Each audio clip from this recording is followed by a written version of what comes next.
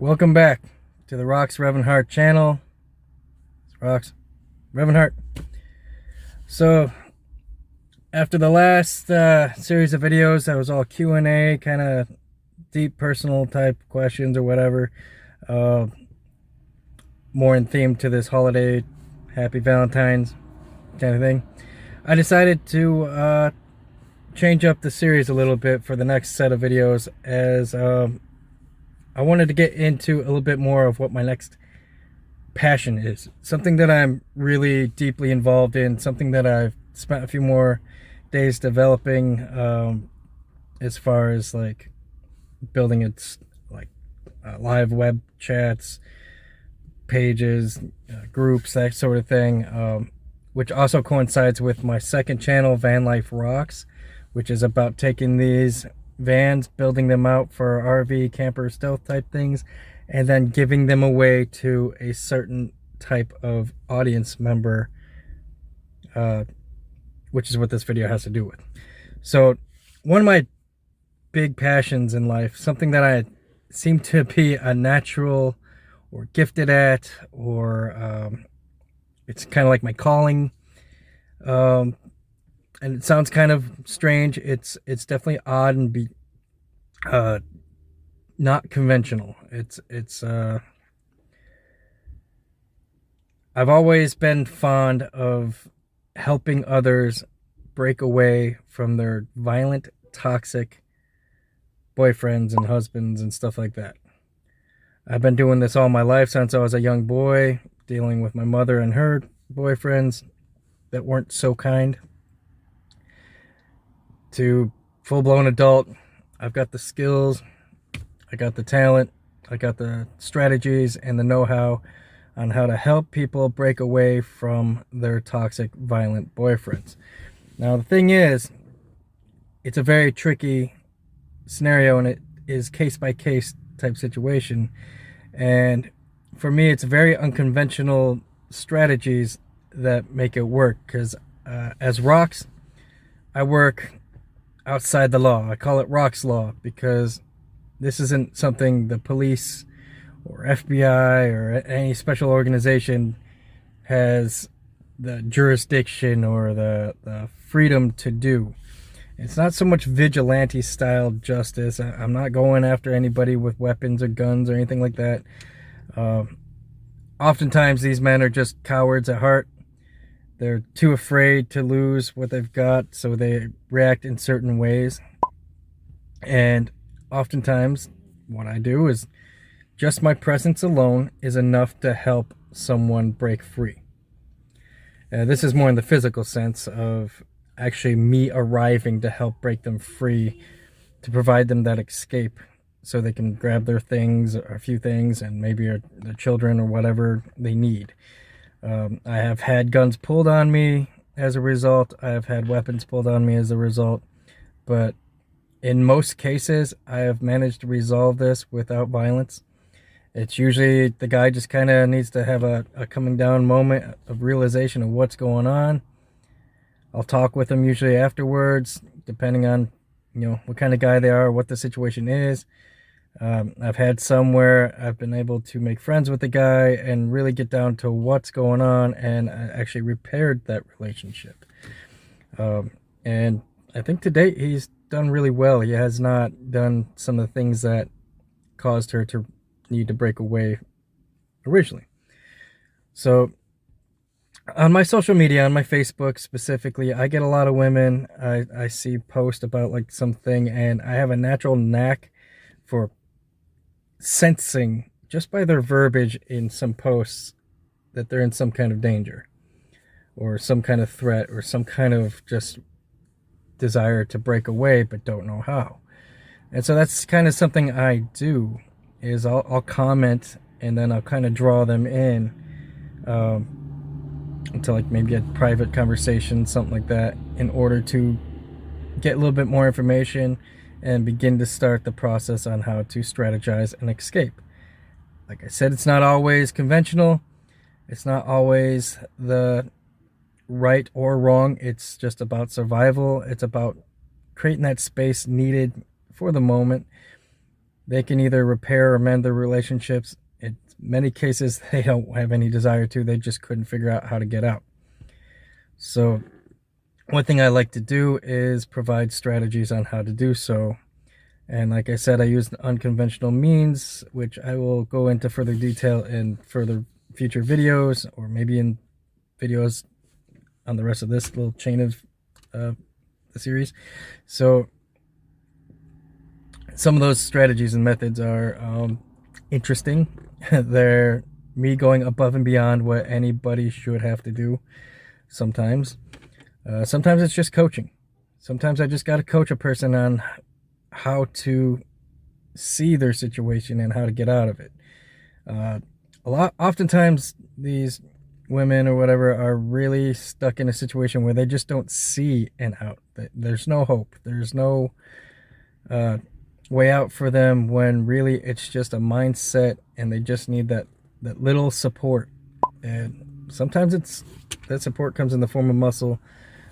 Bruiser, my wrestling background, my history with violence allows me a skill set to kind of, you call it a death wish, if you will, to jump onto the grenade. I'll throw myself on the grenade to help somebody else out. And a large part of that comes from me being able to take a really good beating. I mean, that's why I joined wrestling, because I was really good at taking a beating.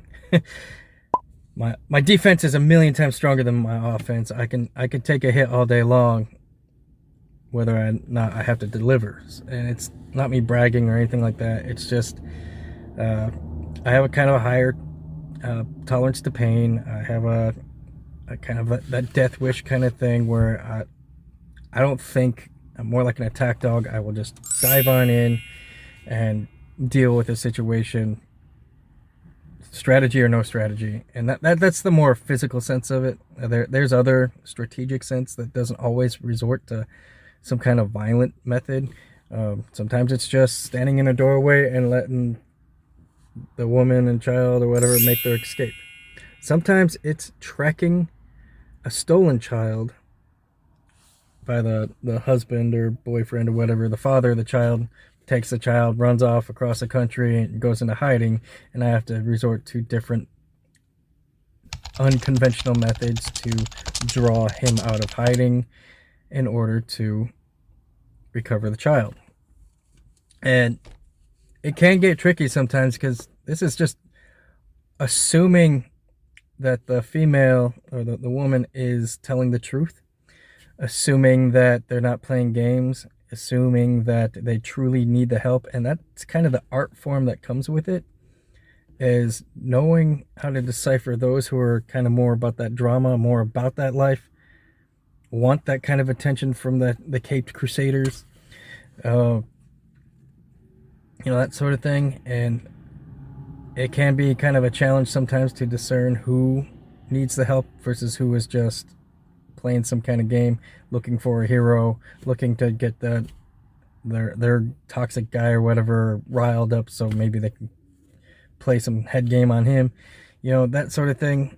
And it's truly an art form. It's something I've perfected over the years, and it's something that has me taken all my skill sets I've learned from being able to fix anything like cars, computers, that sort of thing, my hacker skills, my computer nerd stuff, to my building out these vans, to my knowledge of crossing the country all over the place, to rounding up you, my viewers, who have been in these situations. Some of you who are watching have been actual victims that I have helped. So rounding you guys up and forming kind of like, I hate to call it that, but like an army or a group, a support group. So when the next person comes along and I say I can get them free,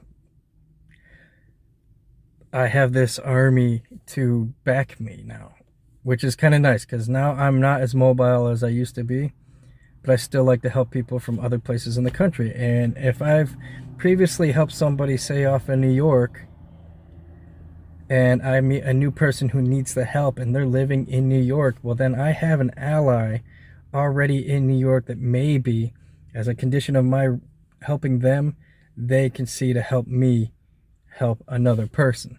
Kind of paying it forward kind of thing. That's kind of the idea behind that. And I've created a group called The Widow's Nest, and that's kind of what I'm doing with that on Facebook. It's allowing these victims to now support each other and communicate with each other. I talk individually to them over time and stuff through Facebook and whatnot, and I've always had individual relationships with these people, when now I feel it's a good time for me to start taking this skill set and combining it and allowing them to speak to each other. So you got strength in numbers, you can help each other in numbers, you can take strategies, share between the different styles and mesh them together, you know, that sort of thing. And so that's kind of what I'm doing now. It's my passion in life. I was always a jack of all, master of none. Like, I've taken so many different skill sets, but only to like a certain level. You know, this is the one thing I feel like I've done better than most anyone else I know. I don't know too many people that would just randomly help random females escape deadly men. I mean, who does that? Some people, I don't know. I haven't ran into too many people, too many men willing to help out their sisters. You know,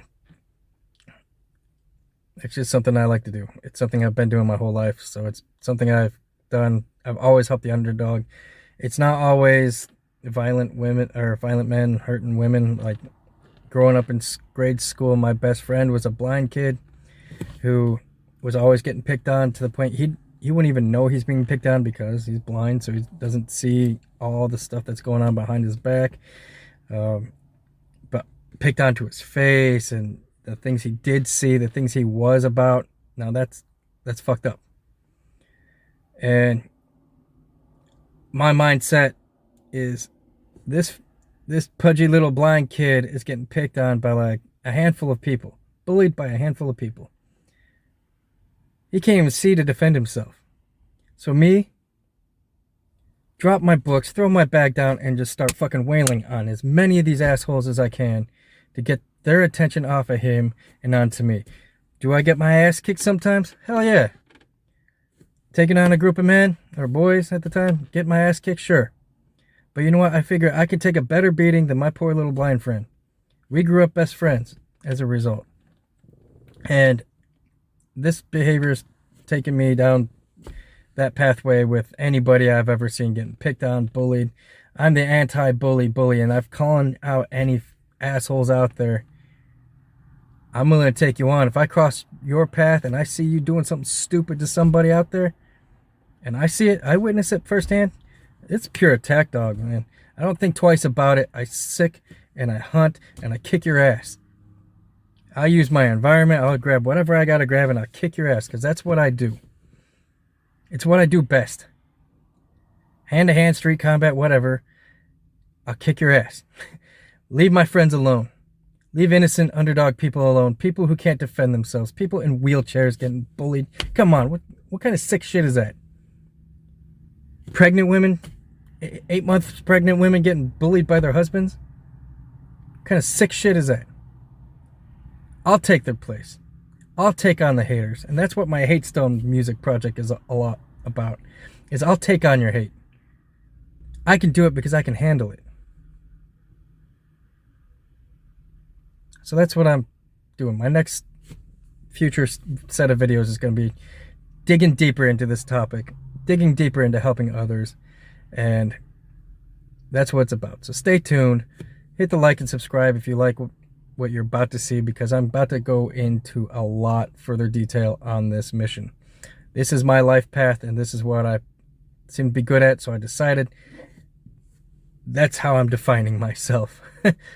Let's do it. Let's teach the world a lesson. Thank you.